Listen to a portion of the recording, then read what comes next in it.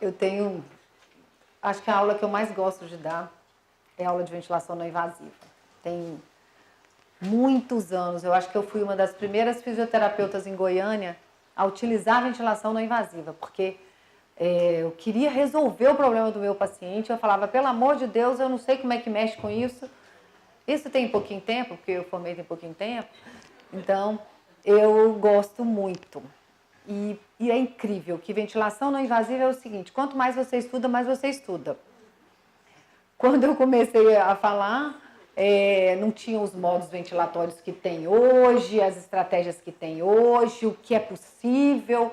Então, eu vou fazer o seguinte, eu vou fazer um apanhadinho assim, inicial, conceitual sobre ventilação não invasiva, para depois a gente discutir o que foi falado lá no Congresso, e eu acho que vem fortalecendo essa ideia nossa, essa bandeira nossa de utilizar a ventilação não invasiva. Então, a ventilação não invasiva dá essa tranquilidade aqui para nós, né? O que é ventilação não invasiva? Na verdade, de uma forma bem simples, ventilação não invasiva é um sistema de geração de fluxo, uma pressão inspiratória, um fluxo contínuo, que não utiliza uma prótese invasiva. Então, se eu não tenho uma traqueostomia ou um tubo, eu estou utilizando ventilação não invasiva.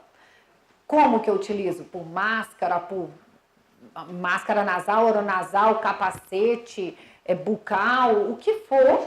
Qualquer estratégia que eu proporcione uma ventilação ao paciente sem uma estratégia invasiva, eu estou usando uma ventilação não invasiva. Ela tem algumas considerações, sim, que ela corrige mais lentamente uma gasometria. Então, eu não vou pensar, na hora que meu paciente está em franca insuficiência respiratória, com dificuldade muito grande, eu correr e tentar colocar uma ventilação não invasiva, porque ela não vai ter tempo suficiente para resgatar esse paciente. O tempo para adaptação é uma das coisas que a gente vai discutir aqui, que não é que existe tempo. Quando o paciente, quanto mais ele for precisando, mais ele vai se adaptar a ela. É isso que o trabalho mostra. Mas no nosso consenso de ventilação mecânica, ele fala que se você utilizar a ventilação não invasiva por mais de 2 horas e não resolveu o problema do paciente, você tem que tirar. No nosso caso, quando a gente discute do paciente de ELA, eu não vou usar a ventilação não invasiva para resolver o caso dele. Eu vou usar a ventilação não invasiva para descansá-lo. Esse é o objetivo primordial. Então, eu vou pensar em usar a ventilação o mais precoce possível para que eu gere descanso muscular. Nós falamos muito sobre isso, sobre fadiga. Quer dizer, agora o lema é tudo que poupa, ganha. Tudo que poupa se mantém mais tempo. Voltando para o músculo, quando eu oxigeno bem, quando eu ventilo bem, quando eu tenho uma boa troca gasosa, eu tenho uma boa nutrição muscular, eu vou ter uma boa resposta ao exercício. Ou seja, eu vou ter mais tempo de preservação muscular, eu vou ter mais tempo de um monte de outros benefícios que essa oxigenação pode trazer.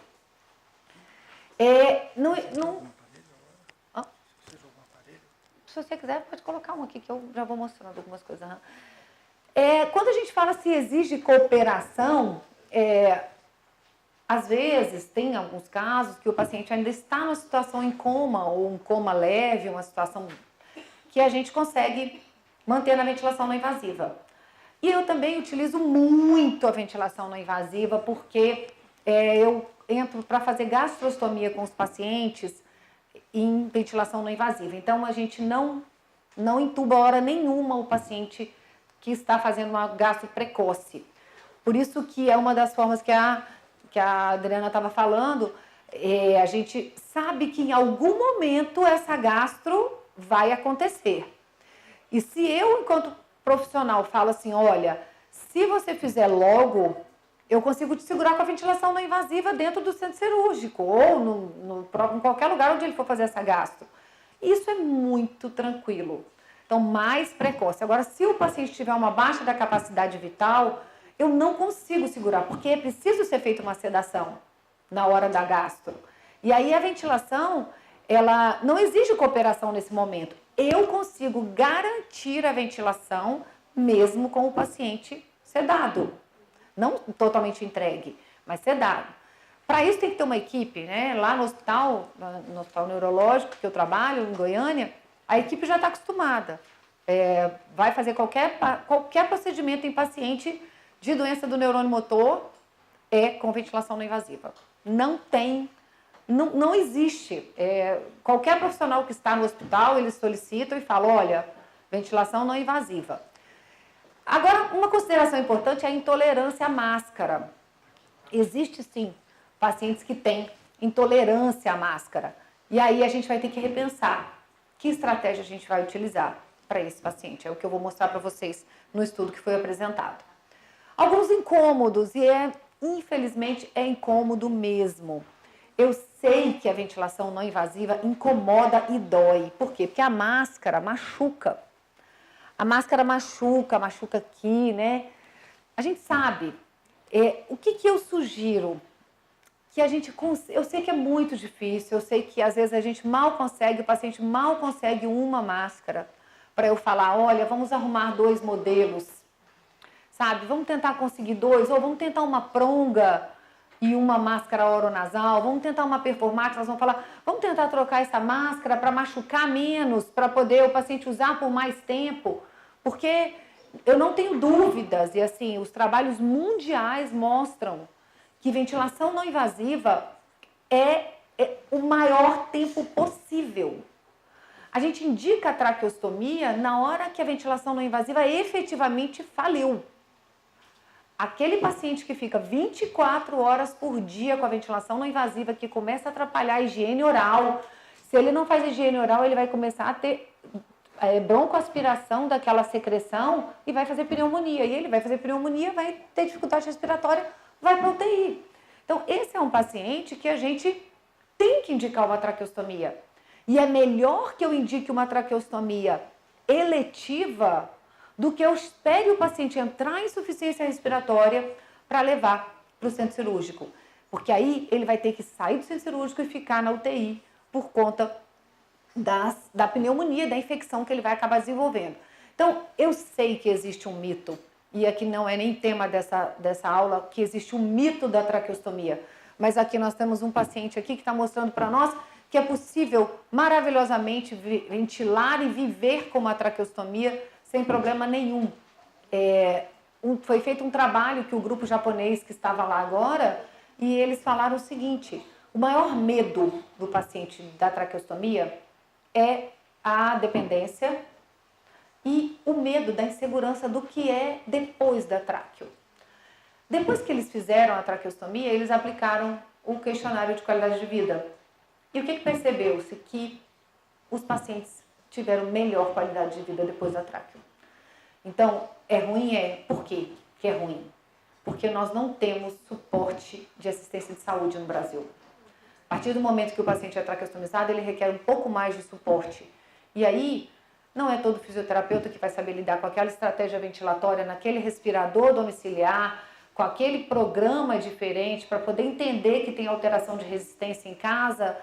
E aí a gente acaba dependendo de profissionais que não querem estar aqui para aprender, que não fazem questão de entender o que é um paciente de esclerose lateral amiotrófica em casa.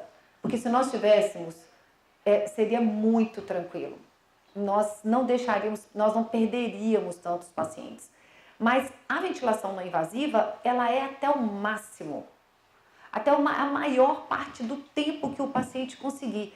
Quanto mais eu consigo segurar um paciente na ventilação não invasiva, mais eu garanto que ele vai ter um pouco mais de independência. Uma outra coisa é a irritação ocular. Aí, da mesma forma, vai depender da pressão que esse paciente tem e do posicionamento da máscara também. Então, a gente tem que entender que isso pode acontecer. Eu não tenho casos de irritação ocular. A gente tem um pouco mais de casos de irritação ocular quando a gente trabalha com ventilação não invasiva no hospital, porque utiliza pressões muito altas. Mas quando a gente está em casa, a gente quase não tem. E a distensão gástrica realmente, tem distensão gástrica. A ventilação vai um pouquinho de ar para o estômago, é verdade, não tem jeito. No início dá um pouquinho de cólica mesmo. E a gente tem que saber e falar isso para a família. Ai, minha barriga está chata. Vamos conversar com o médico, vamos entrar com o Luftal, fazer exercício, ficar em pé. Isso tudo faz com que você consiga dissipar os gases, mas que existe sim a distensão gástrica, existe. Agora, não é uma coisa absurda, insuportável, não. Porque a pressão não é alta o suficiente para vencer a pressão do esfíncter esofagiano. Então, dá um pouquinho de ar no estômago, mas é uma coisa bem contornável. Algumas complicações que aí a gente fala, olha, isso é perigoso. Aí eu já tenho uma certa restrição em colocar a ventilação não invasiva nesse paciente. Primeiro, é aquele que não tolera de jeito nenhum a máscara. Aquele paciente, você coloca a máscara e fala, não vai, não vou, não consigo, não tem jeito de usar, não adianta, eu não vou usar. Então, você vai conversar com o paciente e vai falar, então, o seu próximo passo vai ser a traqueostomia. Dados, padrões errados de ventilação, parâmetros errados. Se o profissional tem que saber colocar a ventilação não invasiva, como diz o Jorge, parametrizar. Se você colocar um parâmetro errado, o paciente não vai usar.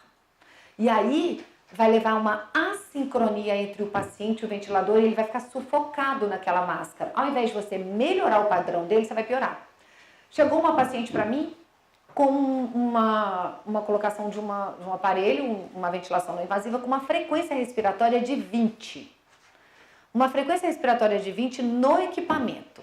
Ou seja, nós temos uma frequência até 16, de 12 a 16. Se eu coloco 20 lá, o que vai acontecer? Eu vou ter que ficar, opa, o aparelho está mandando de novo. Ela chegou lá para mim e falou, olha, não tem condição, eu não consigo dormir com o equipamento. Por quê? Porque eu colocado 20. Eu estou dando um exemplo super simples, que é uma frequência respiratória. Se eu estou respirando, gera um volume pulmonar aqui. A minha frequência respiratória é 16.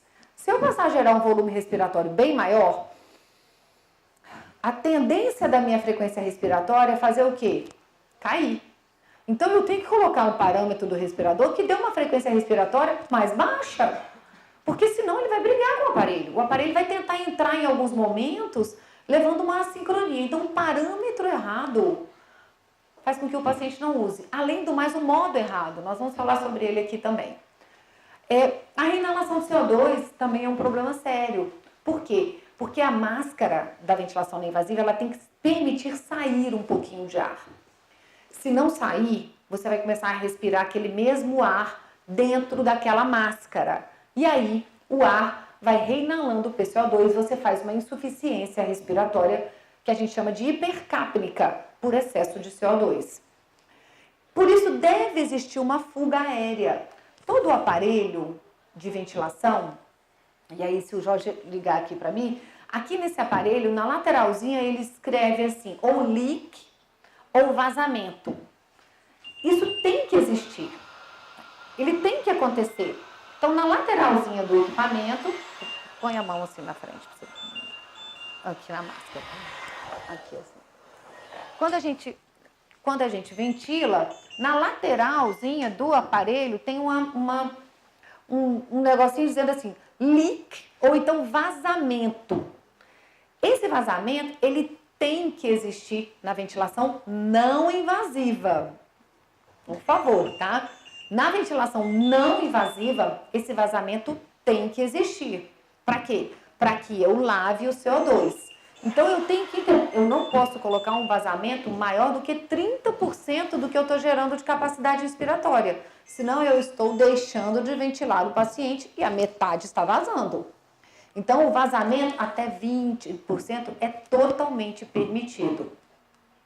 Em relação aos modos de ventilação não invasiva, a modalidade chamada BiPAP, ela é uma modalidade da Philips. A Philips patenteou esse nome, que se chama BiPAP. Mas a modalidade não é BiPAP. A modalidade é uma pressão inspiratória com uma pressão expiratória que fornece níveis diferentes de pressão. BiPAP, a gente acaba chamando todos esses equipamentos. Mas dentro desse BiPAP tem vários modos que a gente aprende quando a gente se aprofunda um pouquinho mais em relação à ventilação não invasiva. Olha só, a Adriana falou sobre a qualidade do sono. Quando a gente faz uma polissonografia, o exame de polissonografia, tá ruim aqui não, né? O exame de polissonografia, ele é feito com um equipamento chamado alto-CPAP. Se um paciente de esclerose lateral amiotrófica for fazer um exame de polissonografia com um aparelho chamado alto-CPAP, ele não vai fazer. Ele não vai conseguir fazer. Porque CPAP é totalmente contraindicado para pacientes de esclerose lateral amiotrófica. O CPAP, ele é um ar contra o que você está respirando. Então, ao invés dele empurrar o ar, como isso aqui está acontecendo, ó, ele faz o seguinte, ele sopra. E você respira com um ar contra a sua resistência. Então, CPAP é totalmente contraindicado para paciente de ELA. Ele aumenta o trabalho respiratório, ao invés de diminuir o trabalho respiratório de um paciente de doença neuromuscular. Portanto, não aumenta a ventilação alveolar, não oferece auxílio. Se alguém vier falar para vocês, vamos colocar um CPAP, você pode falar claramente. CPAP é contraindicado para a esclerose lateral amiotrófica. Isso vocês podem colocar claramente. Existe um problema muito sério em relação... Pode desligar um pouquinho, gente. Em relação à nomenclatura, em relação à ventilação não invasiva. Lá fora, ninguém chama de ventilação não invasiva CPAP. Isso não existe. Ventilação não invasiva é ventilação, tem que gerar volume inspiratório, tem que gerar volume minuto. CPAP não gera volume minuto. Então, em qualquer congresso mundial que você for, fora do Brasil, você não vai ouvir como ventilação não invasiva CPAP. Sempre 2 níveis de pressão inspiratória, 3, como é o IVAPS, ou como é o AVAPS, ou qualquer outra alteração. Mas isso fica importante para vocês, eu gosto de frisar muito isso, porque as pessoas acham assim, principalmente quem não tem conhecimento, a ventilação não invasiva, CPAP e BIPAP é a mesma coisa. Não, não é. Não é porque CPAP não ventila. E para pacientes de ELA, eu preciso de ventilação. O BIPAP, ele dá auxílio inspiratório, ou seja, eu tenho dificuldade para gerar volume pulmonar na hora que eu puxo. Mas o aparelho vai e empurra o ar. Quando ele empurra o ar, eu gero aquele volume que eu não estava gerando dessa forma. A minha musculatura... Só queria fazer um adendo. Também tem certos tipos de BIPAP que não são adequados para pacientes de ELA, né? Eu vou falar sobre isso agora. Você vai falar Vou disso, falar aquele BIPAP alto. Alto, com certeza. Isso é super importante. É muito importante isso que o Jorge falou, porque como o nome virou BIPAP, se eu falar para vocês, usa BIPAP, BIPAP, não. O BIPAP utilizado para a apneia do sono, que é o chamado BIPAP alto, ele não tem indicação para pacientes de ELA, porque ele não gera pressão inspiratória suficiente para gerar esse volume. Ele é um aparelho para vencer a resistência da apneia do sono. Então, ele é um aparelho utilizado para a apneia do sono. Por que isso é importante, gente? Porque na hora que a gente faz um relatório para pedir ao paciente, ou o médico faz um relatório para o convênio, ou para qualquer outra modalidade que vá liberar o BIPAP, eles vão procurar o BIPAP mais barato, né? E tem o BIPAP S, por exemplo, que não é o BIPAP ideal. O ideal é que eu tenha que eu proporcione uma pressão inspiratória maior, eu vou mostrar isso aqui para vocês, que tenha a modalidade IVAPS ou AVAPS, que são modalidades que geram um pouco mais de conforto e garantia de volume para ser usado na não invasiva e que proporcione um descanso muscular. Se o aparelho não fornecer a pressão inspiratória suficiente, esqueça. Ele não vai dar certo para usar na ventilação não invasiva. Então, dentro desses modos, existem alguns modos que se chamam AVAPS. O AVAPS é uma tentativa. A gente sabe, mundialmente, que a melhor modalidade para ventilar pacientes neuromusculares é a modalidade volumétrica. Então, eu preciso... Por quê, gente? Porque o nosso cérebro, ele tem que ter uma garantia de um controle de PCO2, que é a resposta central. Se eu garanto o volume, se o meu paciente não faz aquele volume, mas eu garanto aquele volume, eu garanto a quantidade de PCO2 suficiente para aquele cérebro. E aí, eu preciso garantir um volume que a gente chama volume minuto, que é a frequência vezes o volume corrente. Essa modalidade AVAPS, ela tem essa função. Ela se ajusta nos dois modos para garantir um volume corrente médio.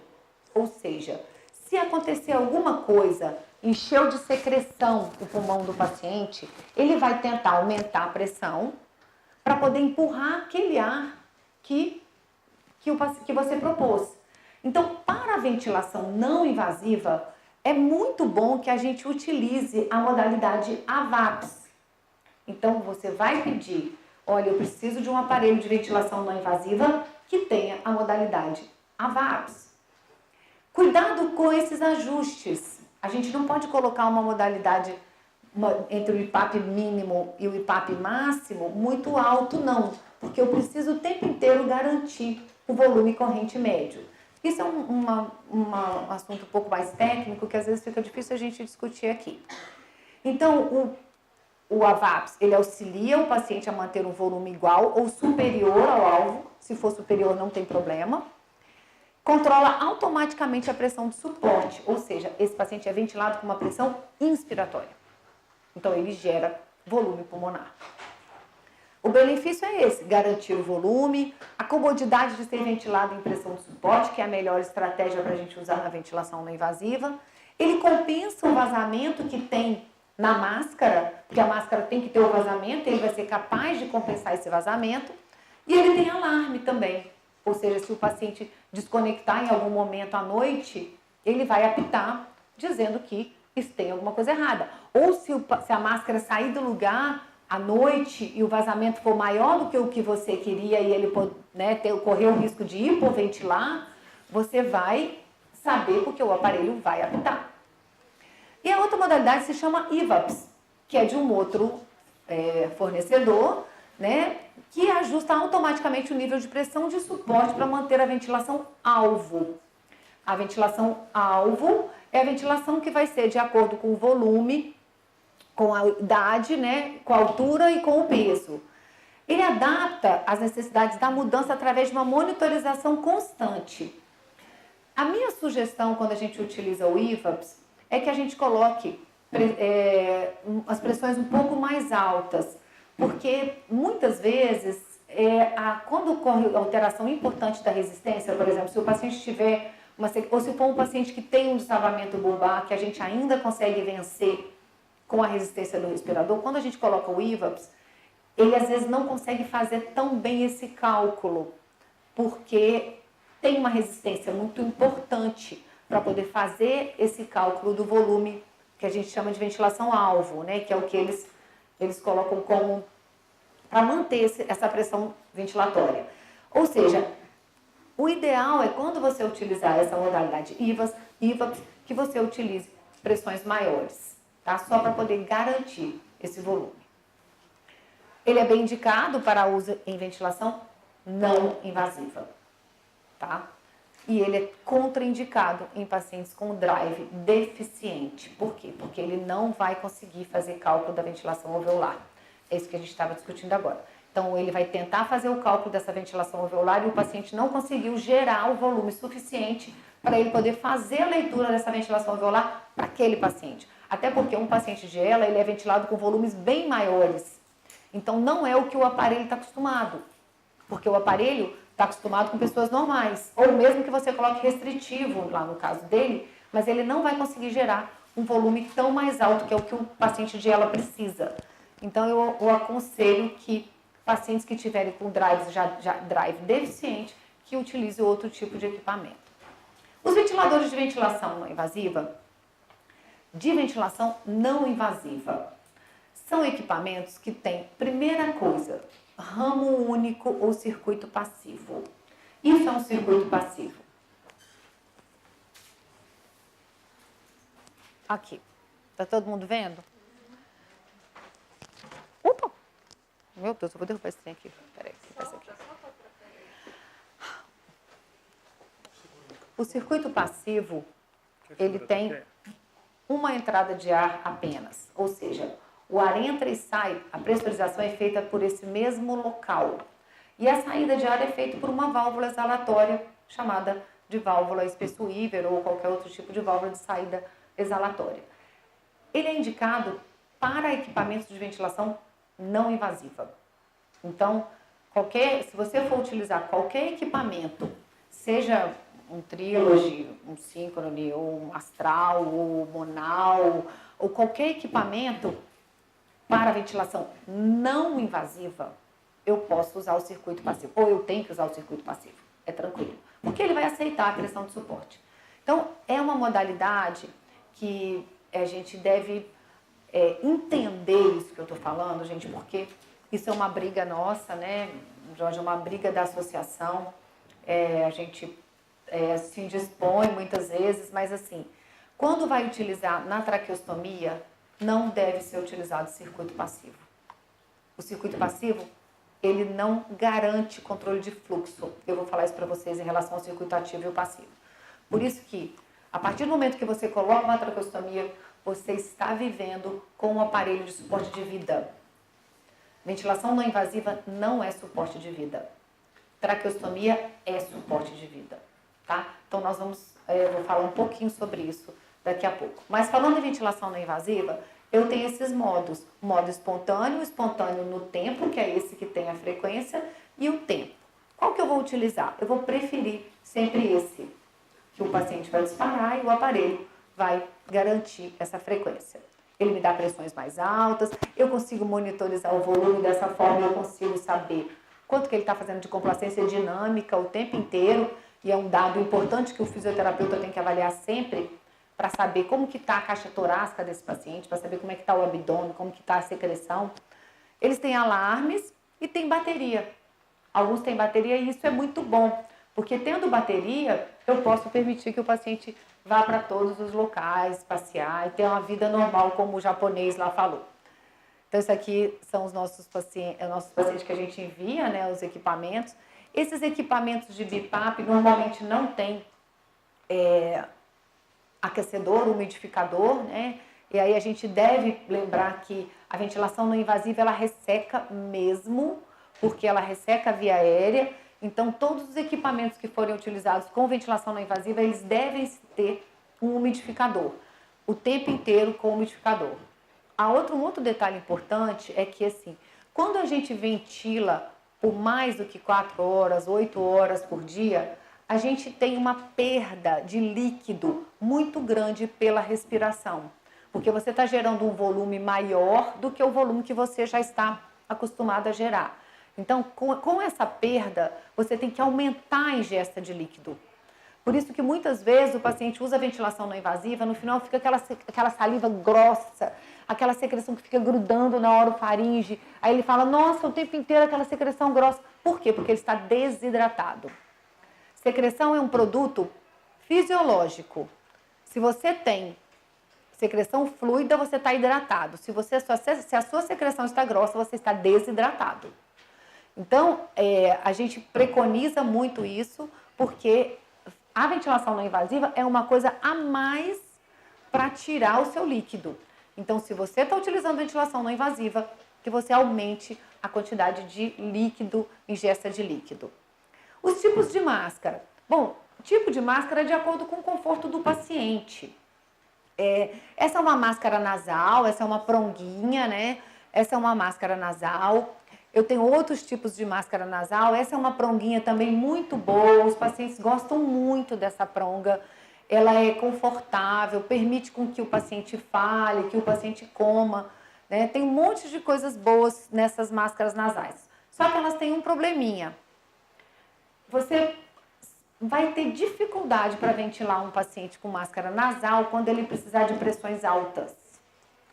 Então, se a patologia for progredindo e você precisar de pressões mais altas, principalmente para vencer a resistência da queda bulbar, que a gente precisa colocar EPAPs mais altos para poder manter a via aérea aberta, a máscara nasal vai ser difícil para você conseguir com que o paciente use. Pacientes que são respiradores nasais, né, evitar os respiradores bucais. A pacientes que têm força de orbicular, né, capaz de... força, né, não é forca, né? De fechar a boca, né, de travar para poder dormir. E ela também é boa para poder o paciente se alimentar. Então, a gente pode utilizar, e as meninas da fono aqui sabem mais do que eu, que é possível utilizar bastante a ventilação não invasiva para o paciente se alimentar. Eu falo que quem não respira, não come, não fala. Não é isso? Então, a gente tem essa meta aí, manter a capacidade pulmonar sempre boa para que a gente tenha um trabalho de equipe com mais efetividade. A máscara oronasal é esse tipo aqui. Hoje tem várias máscaras oronasais, né? Cada vez eles vão tentando fazer máscaras mais confortáveis, apesar de ser difícil, porque eu nunca vi faz máscara e elas continuam sendo ruins para os pacientes, machucam, né? Mas é uma tentativa de fazer máscaras mais gostosas. Essa é uma máscara que tem um médico nos Estados Unidos que gosta muito, que é o Dr. John Bach. Ele gosta muito dessa máscara, porque ela pega nariz e boca, e ela é uma máscara muito legal para a gente revezar com outras. Ela é muito boa, só que ela tem um detalhe também. Se você precisar de uma pressão um pouquinho mais alta, ela não segura no nariz. Então, aí fica incomodando, às vezes, no nariz do paciente. Mas é uma máscara legal para estar revezando e utilizando outros tipos. Então, a máscara oronasal é aquela que eu posso usar com pressões bem mais altas, né? Eu forneço uma pressão respiratória maior, posso ter um EPAP mais alto, o paciente fica bem, eu consigo vencer resistência bulbar muito tempo com máscaras oronasais. Elas aí não tem dificuldade para se comunicar, né? Tem dificuldade de adaptação, principalmente quando ele quer se comunicar e se alimentar.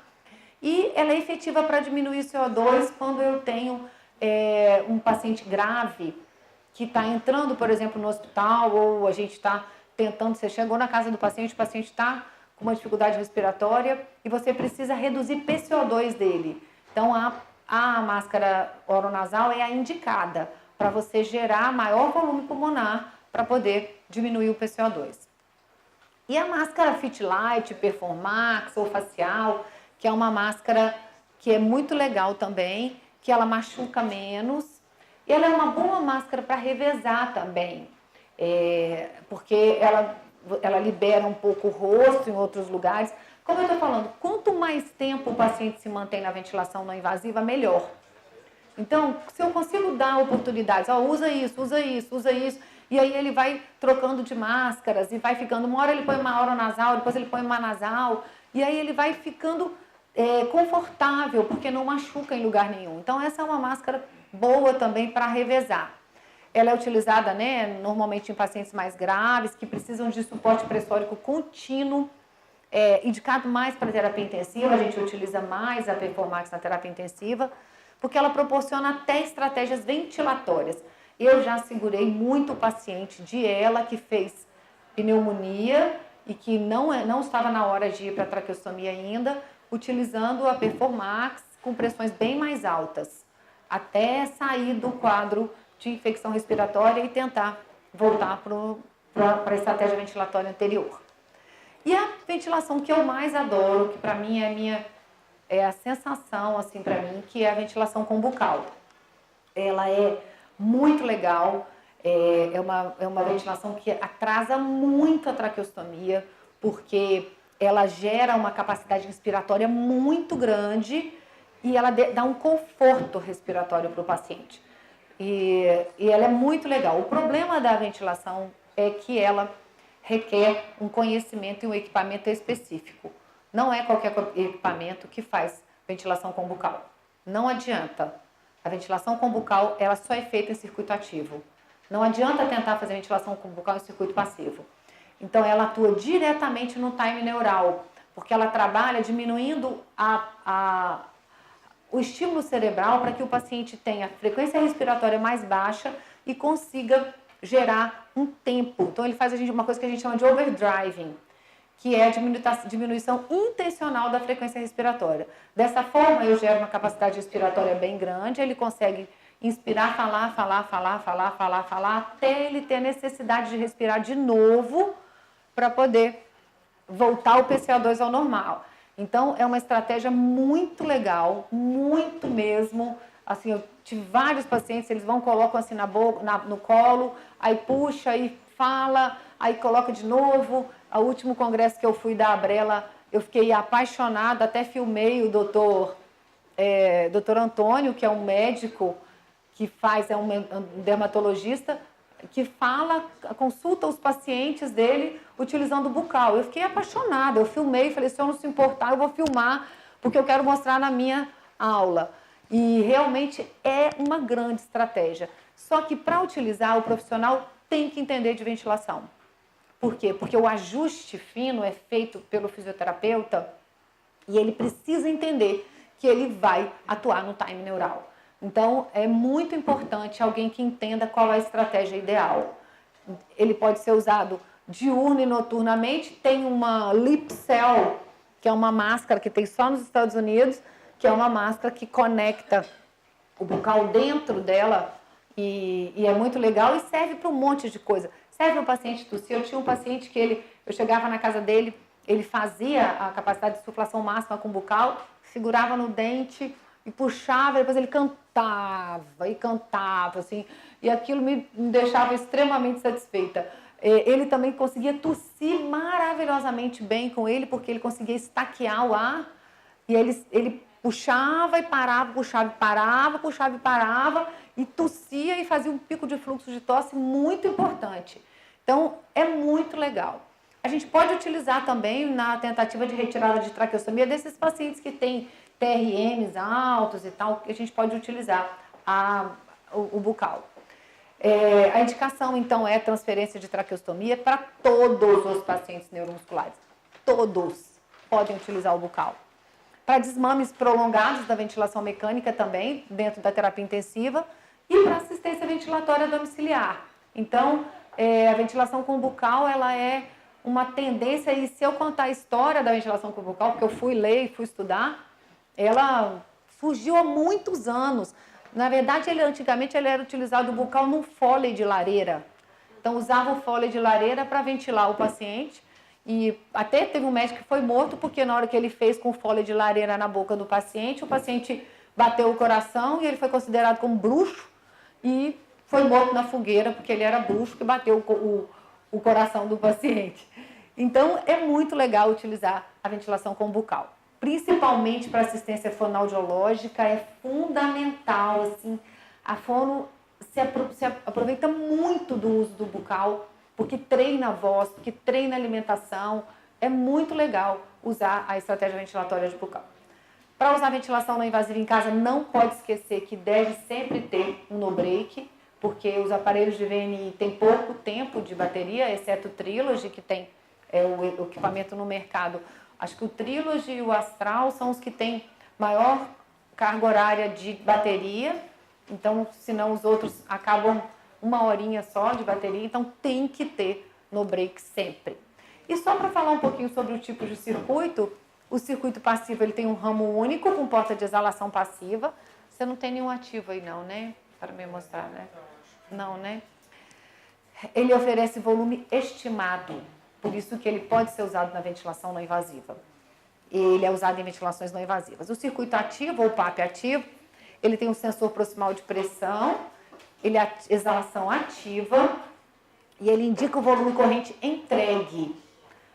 Tem um equipamento Monal que eles estavam mostrando ali, um equipamento novo, e eu não falo de nenhuma empresa, né, Jorge? Eu falo da ventilação. É um aparelho muito legal que está chegando no mercado e eu tirei um paciente esses dias muito grave, fez uma infecção muito grave, com estratégias ventilatórias altas mesmo no Monal, porque ele me dá esse volume entregue aqui. E ele é usado nas ventilações invasivas. Então, o paciente tem ventilação invasiva, nós vamos fazer de tudo para colocar no circuito ativo. Quais foram as recomendações de Dublin?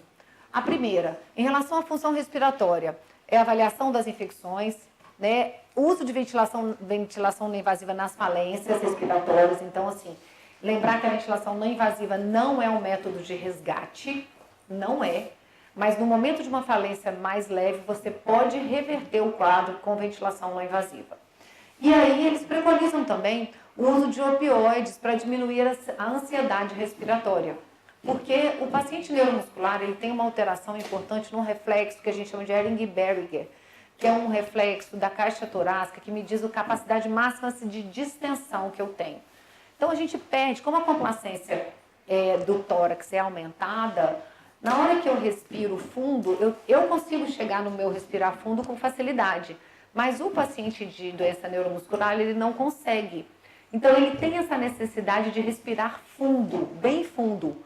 E aí, se ele não conseguir chegar nessa capacidade máxima, ele acaba tendo ansiedade respiratória.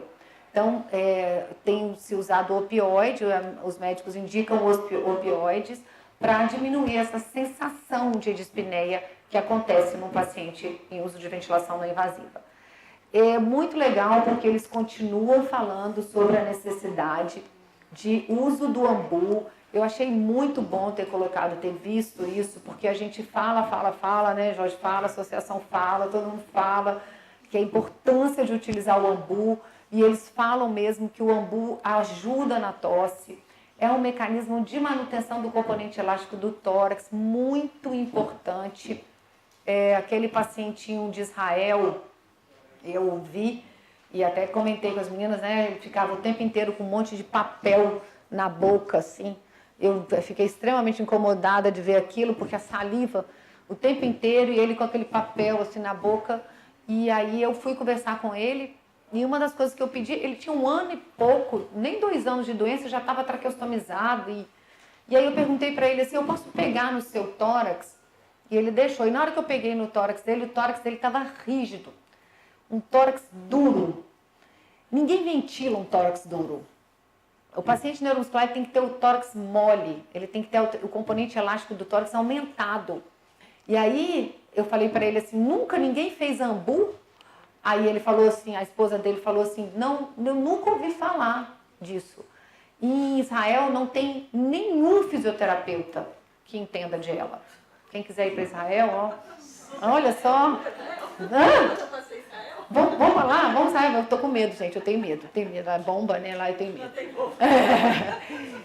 Mas é muito importante.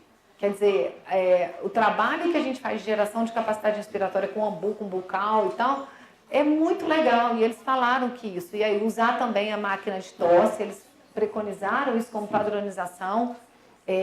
O uso do exercício de incentivo volumétrico, que é o ambu.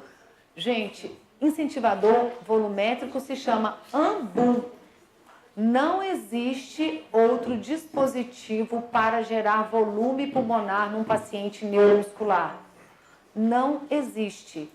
Para gerar volume inspiratório, para ser incentivador volumétrico, para manter capacidade pulmonar, tem que ser ambu. Faz capacidade de circulação máxima. Tem que repetir, né, Ana Lúcia? Porque, gente, é muito complicado. Respiron não serve para nada para o paciente neuromuscular. Não serve, porque ele não é capaz de gerar capacidade inspiratória. A única forma de gerar capacidade inspiratória é com ambu. E tá aqui, ó, na padronização todinha lá do Congresso. Uso de VNI, ó, aí uma coisa muito legal que eles colocaram tão logo possível. Isso é muito legal, que é isso que o trabalho aqui que eu vou apresentar para vocês falou. Tão logo possível utilizar a ventilação não invasiva. Eu volto a falar, tudo que pompa ganha. Se eu gero relaxamento da musculatura, esse descanso da musculatura, o paciente dorme bem. Olha, se ele dorme bem, ele oxigena bem, o músculo no dia seguinte está bem nutrido.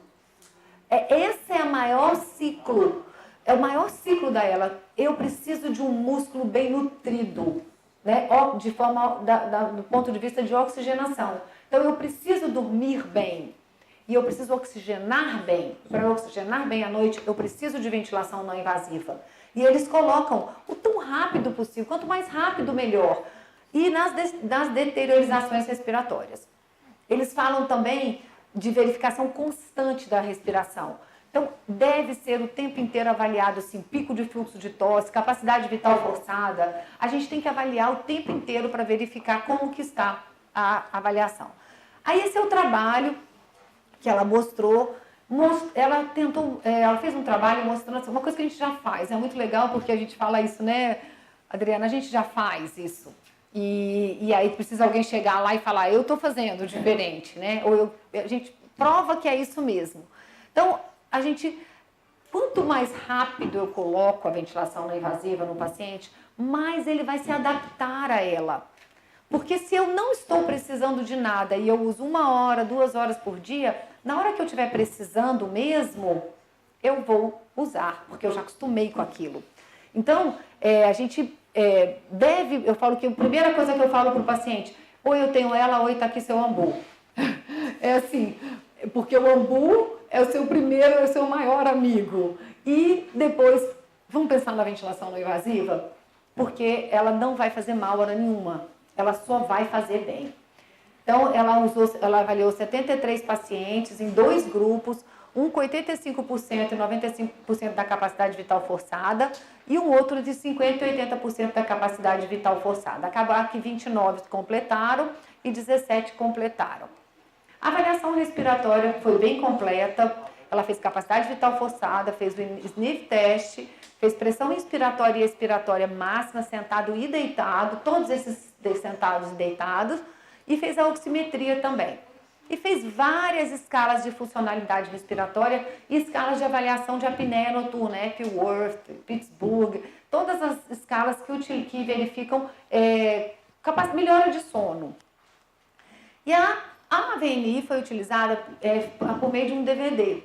Então fizeram um DVD explicando como que deveria ser utilizada aquela ventilação não invasiva. O equipamento utilizado para este estudo foi um BiPAP ST síncrone, como eu falei para vocês, na modalidade Spontaneous Time, com uma máscara nasal inicialmente, porque quando aconteceu alguma coisa eles mudaram de máscara, e o umidificador. O BiPAP inicial, você vê, o paciente não precisa. Um paciente com 8,4 e com capacidade vital entre 80% e 90%, ele não tem necessidade nenhuma de a gente falar que está na ventilação não invasiva. E o IPAP dele de 8 e 4 é o IPAP mínimo do equipamento. São as pressões mais baixas que o equipamento te dá. Então, é na tentativa mesmo de manter a adesão, né, a complacência desse paciente. E a frequência respiratória é de 12, ou seja, uma frequência respiratória baixa, porque o paciente vai gerar volume e vai cair mais ainda a frequência respiratória. O acompanhamento foi feito 3 vezes por semana, na primeira semana, 2 vezes na segunda semana, depois a cada 2 semanas, durante 48 semanas. Com o objetivo de educar, de ajustar a pressão e de avaliar a intolerância. O que deu errado? Por que não está dando certo essa ventilação? E aí tiveram alguns problemas, olha, vazamentos, claustrofobias, congestão nasal, secreção. Achei muito legal, porque esses são problemas que podem acontecer e que vão atrapalhar a ventilação. O paciente que tem desvio de septo, que tem problemas de nariz entupido e tal, ele vai sentir dificuldade. Aí eles mudaram de máscara quando o problema foi vazamento, utilizaram Zolpidem para os pacientes que tinham claustrofobia, reduziram o IPAP ou aumentaram o IPAP, trocaram a modalidade, utilizaram esteroides nasais, e utilizaram anticolinérgicos e aumentaram a hidratação. Então, lembre-se, a hidratação é o seu grande amigo. Quanto mais você hidratar, mais a secreção vai estar fluida e fácil de deglutir. O objetivo era manter uma saturação acima de 90. O Dr. John Bach fala que a gente deve manter uma saturação acima de 94. 94 é uma saturação ideal para o paciente. Então, que a gente deve sempre buscar saturações acima de 94. Verificou muito a ausência de hipoventilação noturna e verificou principalmente o uso por mais de 4 horas. Então, no mínimo 4 horas de ventilação não invasiva. Aí, dados importantes que eles mostraram foi esses dois aqui. O mais legal é isso, olha só. A capacidade vital forçada, ela não aumentou, ou ela não se manteve nos 2 grupos, o grupo com ventilação, ou o grupo que aderiu ou o grupo que não aderiu. Ela não alterou. Por quê? Porque capacidade vital é uma coisa da doença. A gente não vai ser a ventilação que vai diminuir. Só que tem um detalhe que foi fundamental, que é o VVN. O VVN é a modalidade de avaliação que a gente mais percebe quanto tempo o paciente consegue fazer o exame, ou seja, a resistência do músculo. Então, a resistência do músculo que usou ventilação não invasiva foi bem maior. Então, esse é um dado importantíssimo, que apesar da ventilação não invasiva não interferir, eu consigo ficar mais tempo respirando sozinho. Eu tenho mais descanso muscular, que é exatamente isso que a gente estava falando no início. Então, é um dado muito importante nesse trabalho. E a conclusão é que pacientes que aderiram ao BiPAP utilizaram mesmo após o término do estudo. Acabou e eles continuaram utilizando. Os que não aderiram durante o estudo utilizaram depois, em uma situação mais urgente. Ou seja, em algum momento eles precisaram utilizar a ventilação não invasiva. E esse estudo demonstra que é seguro e é eficaz a indicação da VNI precoce, mesmo para uso diário de 4 horas. Ou seja, essa indicação aumenta a aderência. Então, que a gente pense na ventilação não invasiva como um remédio, porque ela, além dela interferir na sobrevida, que a gente tem vários estudos mostrando isso, a ventilação não invasiva melhora a qualidade da vida do paciente. Então, que ela deve ser pensada sempre para todo e qualquer doente neuromuscular, mas especificamente para o paciente de ELA, que é um doente que muitas vezes progride rapidamente. Então, tudo que eu puder tentar evitar essa progressão tão rápida, poupando essa musculatura, eu vou manter mais tempo o paciente bem. Ok? Obrigada, gente.